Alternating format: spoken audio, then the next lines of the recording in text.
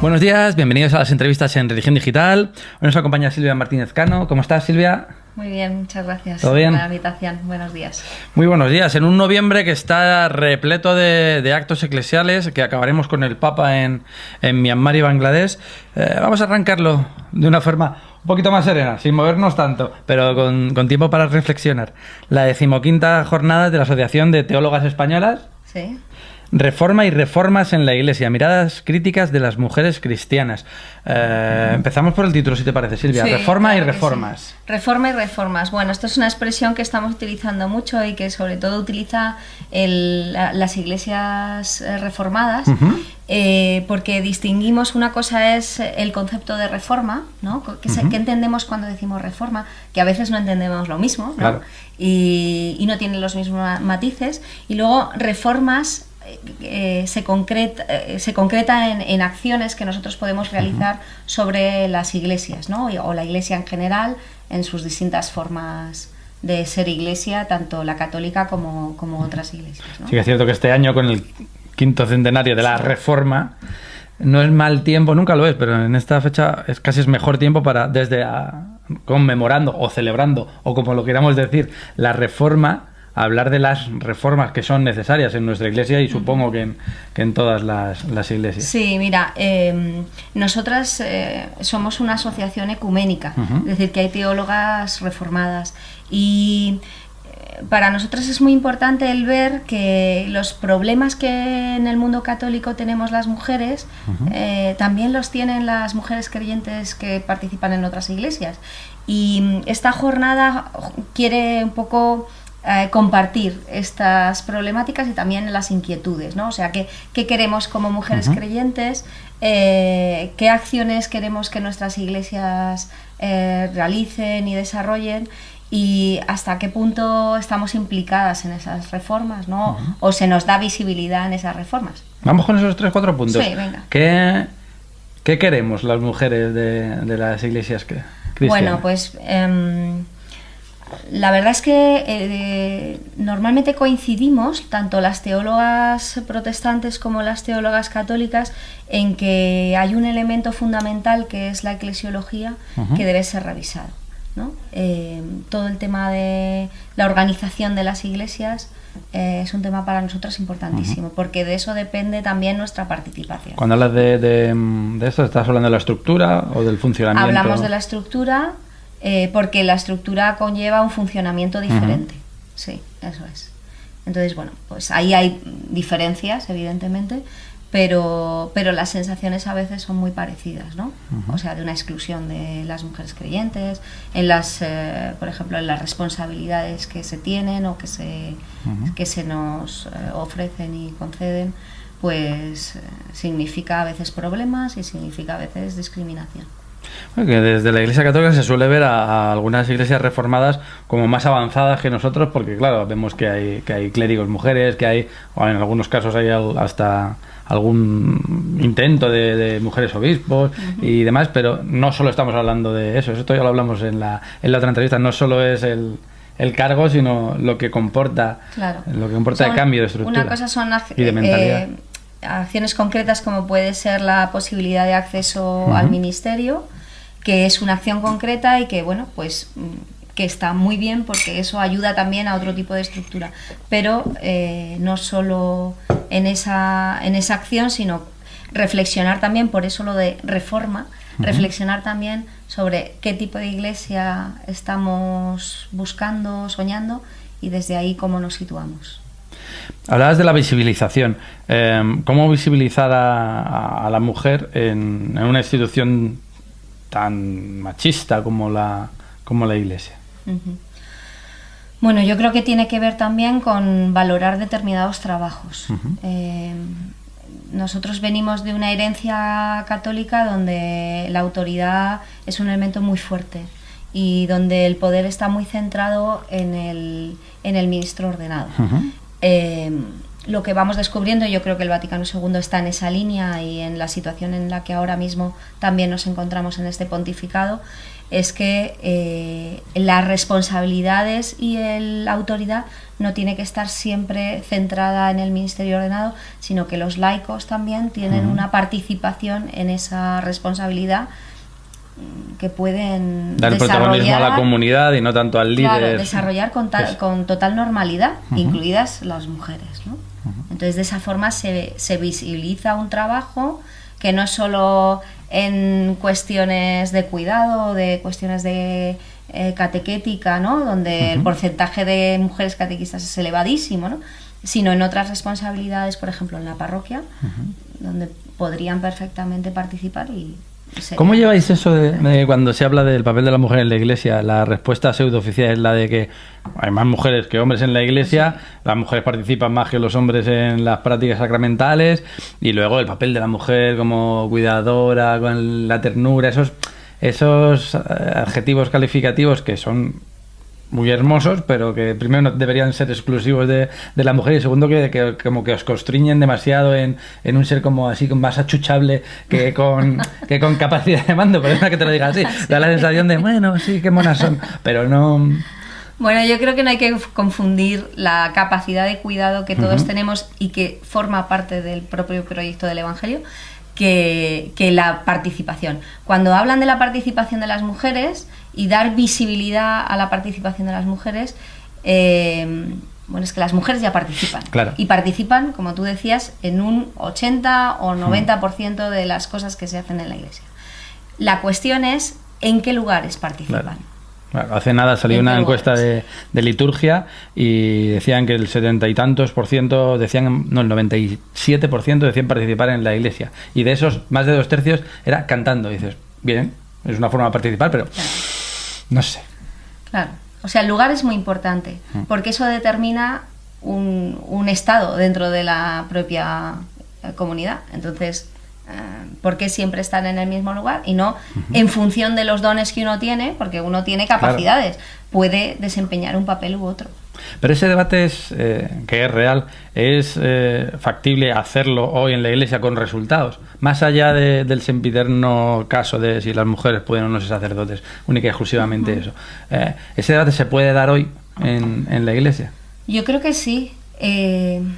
Pero creo que hay que hacer un esfuerzo de sentarse a diseñar cómo queremos que sean nuestras parroquias o nuestras diócesis, ¿no? O sea, hacer un esfuerzo de decir quién estamos aquí, cómo queremos ser, de qué manera nos queremos presentar ante nosotros y ante la sociedad, y quiénes vamos a participar en esto y de qué manera, ¿no?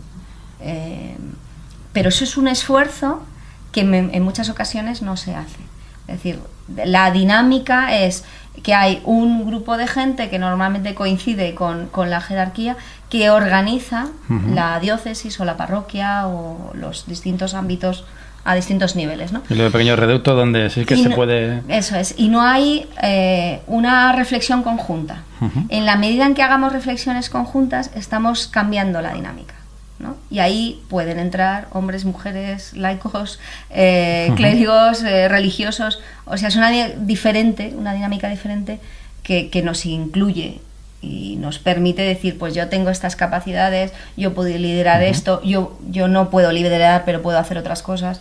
O sea, no se trata solo de que las mujeres estén en los puestos de liderazgo, sino que puedan participar siendo reconocidas en el trabajo. Y es un trabajo que no es solo de mujeres, sino que estamos hablando de un papel de equilibrar en función de los talentos, la presencia de los creyentes.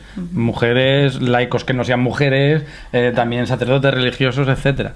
Y sin quitar esto que decías tú antes del cuidado, es decir, claro, el elemento del cuidado es un elemento fundamental que debería estar en las primeras prioridades que tenemos en la iglesia, ¿no? Y eso lo podemos hacer todos. No dudo que haya hombres que tengan una capacidad de cuidado de hecho, este Papa, una de las primeras cosas que hizo fue hablar de la custodia, y de hecho la gran encíclica que es Laudato Si es una encíclica sobre la custodia y el cuidado, claro, de la creación en el más amplio sentido de la palabra, entendiéndose a nosotros mismos y a nuestros entornos y a nuestras comunidades también dentro de ese cuidado. Yo creo que abre una puerta que a lo mejor no estaba tan clara cuando habla de la justicia intergeneracional, de cómo para nosotros es muy importante recuperar esta idea de que la transmisión de la fe debe ser de generación en generación, y esas generaciones hay que cuidarlas, ¿no? Entonces, mirar mucho a las generaciones que vienen detrás y decir qué tipo de iglesia queremos para esta gente que está creciendo, ¿no? Sí, porque si esperamos a que sean adultos para darles el libro de recetas, igual ya les hemos perdido. Sí. Miradas críticas de las mujeres cristianas. Aquí hay muchos términos que me interesan mucho. La forma de mirar, la forma crítica de mirar de mujeres creyentes. ¿Qué factor? Mira, te desgloso un poquito el subtítulo, porque para nosotros es bastante importante que vaya acompañando al título de las jornadas. Miradas, porque entendemos que tenemos diferentes miradas.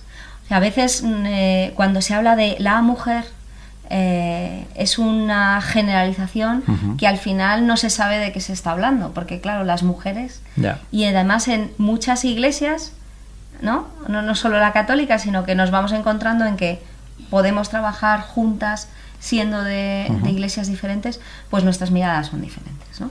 Entonces, entender el plural como una riqueza para nosotros es importante. Y evidentemente es una mirada crítica.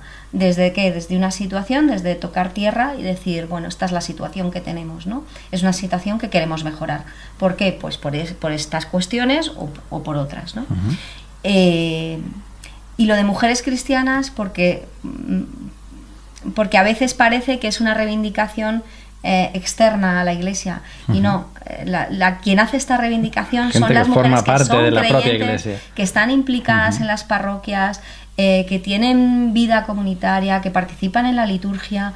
Son mujeres que desean una iglesia que ya están construyendo iglesia desde dentro, no es alguien que se dedica a criticar la institución que sea desde fuera. Es algo interno, un deseo interno que se materializa pues en un grito.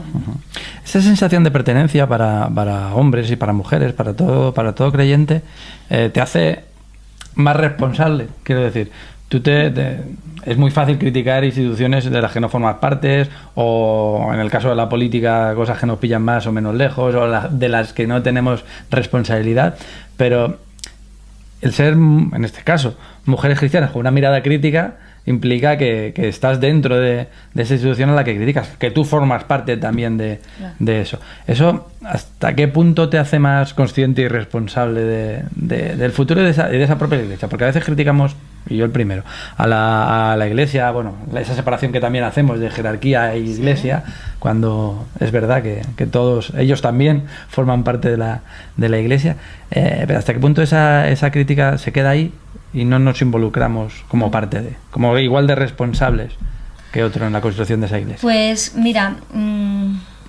por lo menos nosotras como asociación entendemos que la medida que hacemos un trabajo de reflexión sobre esto es una contribución a la iglesia. Y eso es una responsabilidad. ¿Por qué? Porque aparte de la posible reflexión teológica que hagamos, cada una estamos insertadas en nuestra propia comunidad, y ahí es donde vemos los problemas, y eso nos genera unas preguntas que compartimos juntas y luego le intentamos dar respuesta, ¿no? Con lo cual, en el fondo es una opción por la iglesia, ¿no? Es una opción por una iglesia más santa, y en el fondo lo que estamos haciendo es seguir la tradición, buscar una iglesia que siempre está en reforma, que siempre está revisándose, que siempre se mira con ojos de pecadora, pero mirando un horizonte de santidad, que en el fondo es el proyecto del reino, ¿no? O sea, generar una santidad mayor también en este mundo. La iglesia siempre reformanda, que también está hablando de cómo la iglesia se tiene no que adaptar única y exclusivamente a los tiempos, sino saber vivir el reino y construirlo en cada momento, que es lo que decías tú antes de las generaciones que vienen detrás. Y en este momento cultural pues será de una manera, y tendremos que dar respuesta desde las distintas iglesias. Por eso nuestro interés en que sea ecuménico, porque entendemos que eso nos da fortaleza y nos da perspectiva. O sea, hablar desde iglesias diferentes, a mí oír a las compañeras protestantes me ayuda a definirme a mí misma como mujer dentro de la iglesia católica, y qué es lo que quiero también para mi iglesia, ¿no? Y ese esfuerzo repercute también en la riqueza de mi iglesia, ¿no? Y en el propio trabajo de comunión, que no siempre, y afortunadamente no siempre debe ser el intento de convencer al otro, de insertar al otro en tu realidad, sino de saber convivir como hermanos, intentando alcanzar esa comunión de corazón y efectiva. Eso es. Todavía no hemos dicho ni dónde ni cuándo es las jornadas de la Asociación de Teólogas Españolas, que es el 11 y el 12 de noviembre en el Chaminade, ¿no? En el Chaminade, Metropolitano. Juan 23, 9. Eso es. Aquí veréis la URL de la Asociación de Teólogas, que es asociaciondeteólogas.org. Ahí supongo que habrá algún enlace. Se puede entrar, hay un enlace con el programa y también hay una inscripción que es a través de un formulario digital donde se puede uno apuntar. Sí. Son 2 días, se promete divertido. ¿Cómo en estos años de trabajo de una asociación que decís que no, que es en el que participan distintas confesiones cristianas, ¿cómo veis vuestro trabajo de cara a esa perspectiva de unidad? Que el Papa, por ejemplo, está muy comprometido. Acabamos de conmemorar esos 500 años, estamos en pleno año Lutero. ¿Se puede trabajar de verdad para que todos seamos uno con nuestras peculiaridades y demás? Yo creo que sí, nosotros lo hacemos. Y llevamos años haciéndolo. Sí, entendemos que la diversidad es riqueza. ¿Es menos difícil de lo que parece? Es complejo porque hay que entender al otro en su diferencia y hay que quererle en su diferencia, pero cuando uno se acostumbra a que el otro no tiene por qué ser como yo, sino que lo que me aporta me hace crecer, es más fácil y luego es mucho más creativo. O sea, da muchas más posibilidades que siempre hacer lo mismo, que siempre ser de la misma manera. En las anteriores jornadas que estuvimos hablando aquí, estuvo presente el Cardenal de Madrid, sí. Carlos Osoro. ¿Cómo es la relación con don Carlos y con la jerarquía en general? Bueno, nosotros somos asociación independiente, no pertenecemos a la estructura eclesial. Pero es verdad que la presencia de don Carlos, bueno, pues de alguna manera nos hace sentirnos que estamos colaborando con la Iglesia a nivel local. Y es verdad que en situaciones todavía más locales, como en diócesis más pequeñas o presencias nuestras de las socias en eventos, sí que nos sentimos como muy integradas, ¿no? Por lo que te digo, porque la mayoría de nosotras participamos en las diócesis, entonces es un trabajo recíproco, ¿no? Lo que vivimos lo trasladamos a la asociación y la asociación vuelca en las diócesis. Pues vamos a trabajar que sea un éxito estas jornadas, que no sé si lo hemos dicho, pero colaboran en ellas también Verbo Divino y la Fundación Federico Fliedner. El 11 y el 12 de noviembre, las 15ª, lo diré bien, jornadas de la Asociación de Teólogas Españolas. Y no hemos dicho que este año cumplimos 25 años de asociación. 25 años de asociación, un cuarto de siglo ya trabajando. Sí, mucho tiempo. Y tendremos por la tarde del sábado una especie de encuentro festivo oracional con Aincaren. Con Aincaren. Pues eso tiene muy buena pinta, porque los de Aincaren son muy buena gente. Silvia, un placer, que sea un éxito, disfrutad y contádnoslo. Un gusto estar aquí con vosotros. Venid luego a contarlo. Sí, ¿de acuerdo? Claro que sí. Muchas gracias. Nada, a ti. Y a ustedes pues les esperamos en nuevas ediciones de las entrevistas en Religión Digital. Muy buenos días.